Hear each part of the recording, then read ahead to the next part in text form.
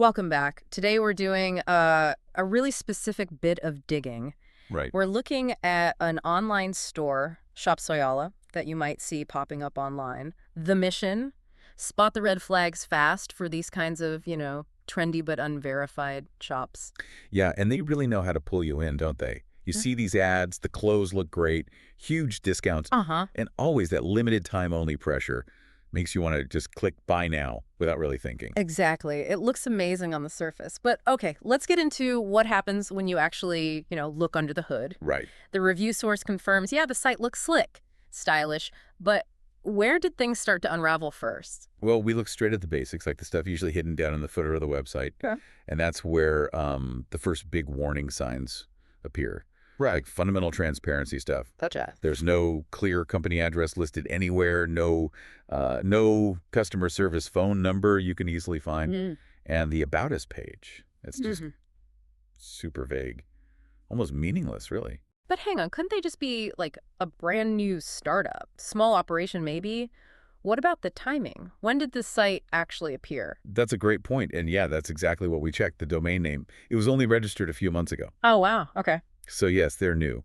But being brand new and having zero transparency about who they are or where they are, that combination is a really significant risk signal straight away. Right. No established credibility. None. So, okay, if they are new, you'd think they'd be desperate for good reviews, right? To build that trust. You would think so. What did the search find on like Trustpilot or Reddit? Any real customer feedback? It's a thing. Complete silence on the major verification platforms.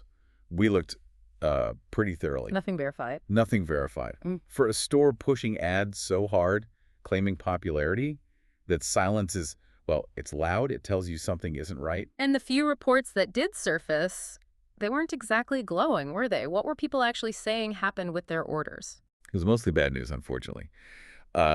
Common complaints were really long shipping delays Okay. or receiving totally the wrong items. Mm-hmm. Different sizes, different colors, sometimes completely different products. Oh, man. And in some cases, just nothing arrived at all. The order never showed up. And getting help with that. Refunds. That seems to be the biggest frustration. Customers reported that support basically just vanished. They Yeah. got ghosted, As soon as a refund was mentioned, communication just stopped. Wow. Okay, so connect that to their social media then, because the Instagram feed, it looks polished, right? It does look polished, yeah. Mm-hmm. Very curated.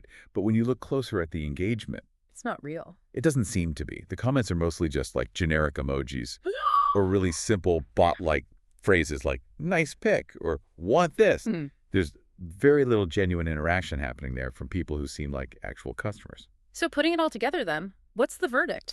Well, if you combine all these pieces, the very new domain, the lack of contact info, the vague policies, the customer service issues, the questionable social media engagement, Yeah.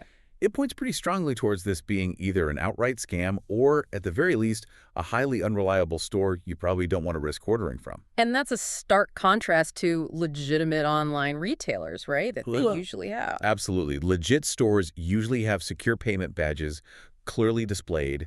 They have really clear, understandable return policies. And they actually follow them. Right. And their social media shows real people interacting, asking questions, getting responses.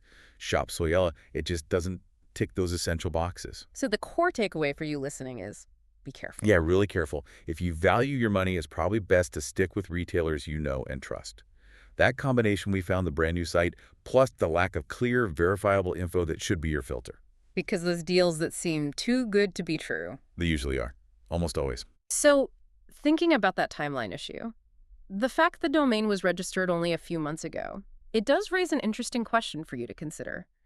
How does knowing the brief, maybe unverified lifespan of an online store change how you evaluate the risk when you're hunting for deals online? Yeah, good question. Something to definitely mull over next time a tempting ad pops into your feed. Thanks for tuning into this deep dive, and keep applying that critical eye before you click Add to Cart.